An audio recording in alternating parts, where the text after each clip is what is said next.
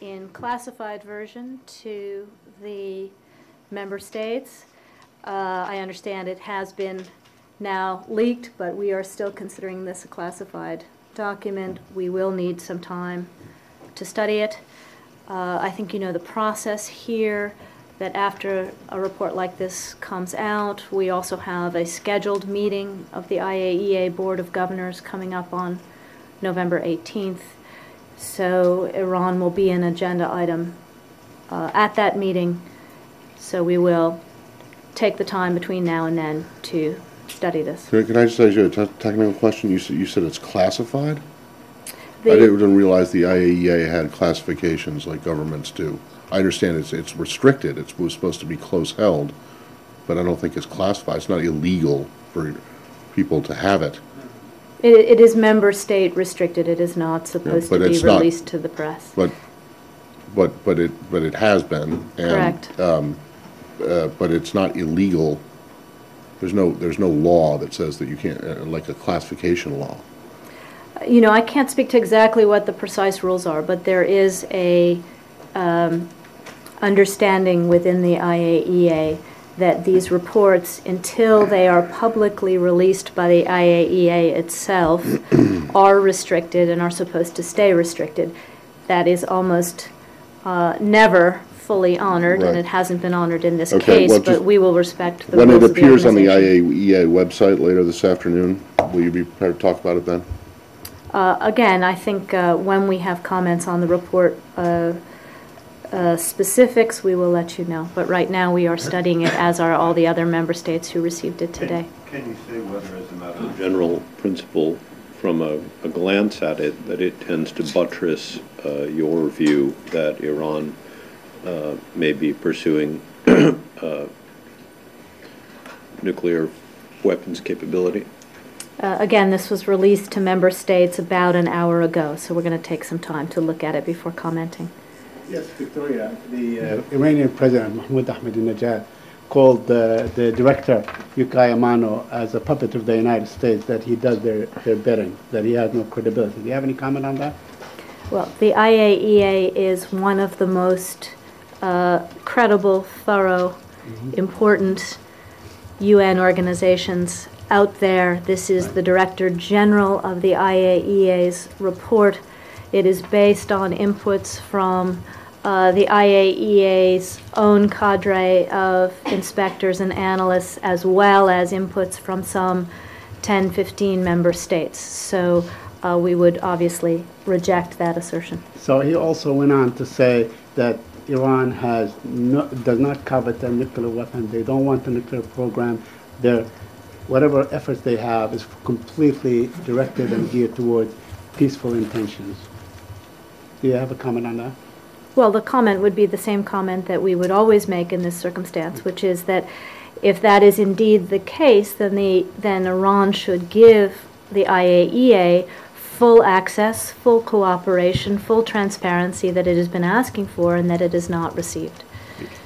Based on this report, can you say whether you're preparing for more sanctions? I know you're just taking a first glance at it, but does that follow? The two are linked?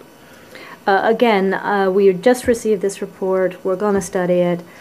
We are not prepared to speak about any next steps at this point. Can I ask you, you said that the IAEA is one of the most credible, thorough organizations out there. Why didn't you believe them when they said that Iraq didn't have WMD? Well, or was that a different director general who you didn't, who the U.S. didn't like, and this new one is okay? We're not going backwards here today, Matt. I'm speaking about this process and this report. Does the U.S. believe that the IAEA has always been one of the most credible, thorough UN organizations out there? We have at some points had differences with the IAEA. This is, a process that has been very thorough in the preparation, and again, we look forward to studying the report, and I'm sure we'll have more to say as we do that. Some news reports indicated that the Israeli intelligence has contributed to the report. Are you aware of that? Well, that's a question you'd have to direct at the Israelis. For just a broader question. Yeah. I mean, they issue reports on a regular basis. Right. Is this a more significant report, you would say, or just kind of a run-of-the-mill one? Is there more importance to this one? Well, I think Director General Amano himself signaled about a week ago that this would include aspects that were not covered in the September report, for example. So from that perspective, it's one that folks have been anticipating. So new information, in other words. I think that he did say back in September that his next report would include more information about the military aspect of the program. So it's from that perspective that this particular report has garnered so much attention and will be studied thoroughly. And the military aspect, for those of us who've read a little bit of it in the last couple of minutes, that's definitely part of it. I mean, let's say compared to previous reports, has there been as clear a connection to a military aspect drawn? Again, Jill, we're not going to get into the specifics. We've had it for an hour. We're going to take some time to study it. All right, other subjects? Different topic? Please. Yes, ma'am.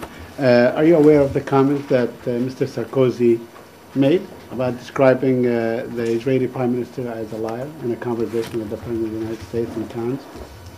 I think this issue was addressed by Jay Carney on the President's aircraft about an hour ago. I certainly can't improve on what he didn't have to say on it. Okay, so you have no comment. Well, let me just ask it this way: do you believe that Mr. Netanyahu is an insufferable kind of negotiator with the United States? He has been difficult. Saeed, do you really expect me to join in that one? Anybody have anything? On the subject of Israel and Palestinians, Please. actually. You're aware that the UN membership committee has been unable to reach a consensus. I suppose this shouldn't be any surprise to you, since you're one of the main drivers behind there not being a consensus. What do you think? What does this do to the process now? The whole, the whole membership recognition process at the Security Council.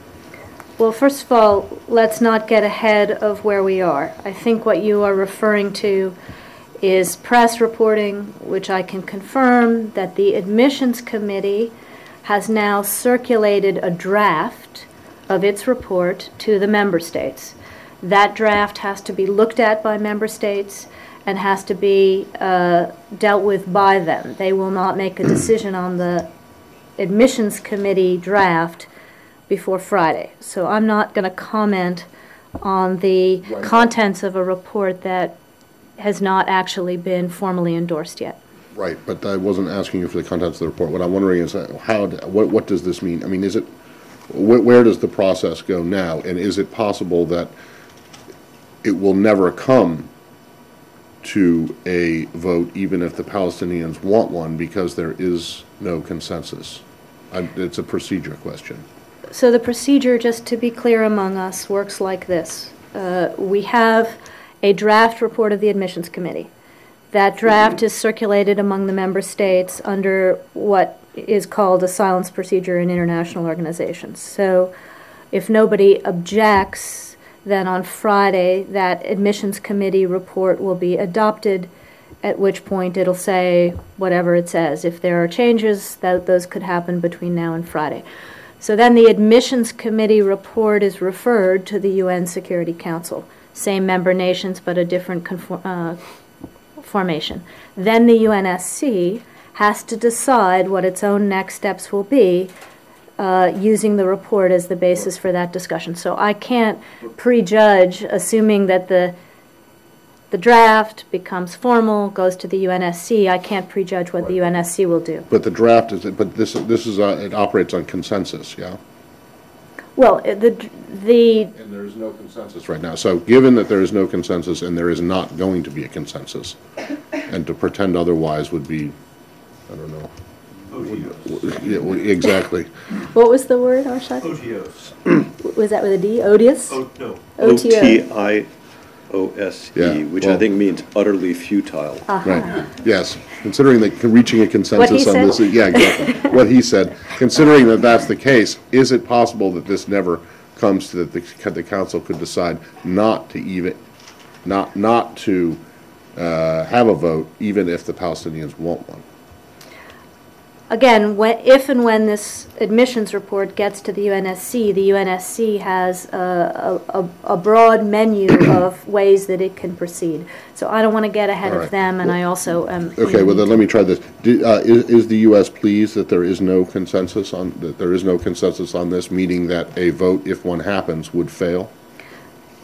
Again, we're at the stage of a draft report. I think we'll be prepared to comment when we have a final report, which we don't yet have. Okay, well, this is twice in a series of two questions I where know, you're pretending I not to know. know, not to know something, or not to be able to say anything, when in fact you're well aware of the contents of the report, as you are well aware of the contents of the IAEA report. I said today was not going to be fun because we have one Okay. that is under wraps and one that is in draft. Yep. Hold on, it's not under wraps when it's out on the ISIS website.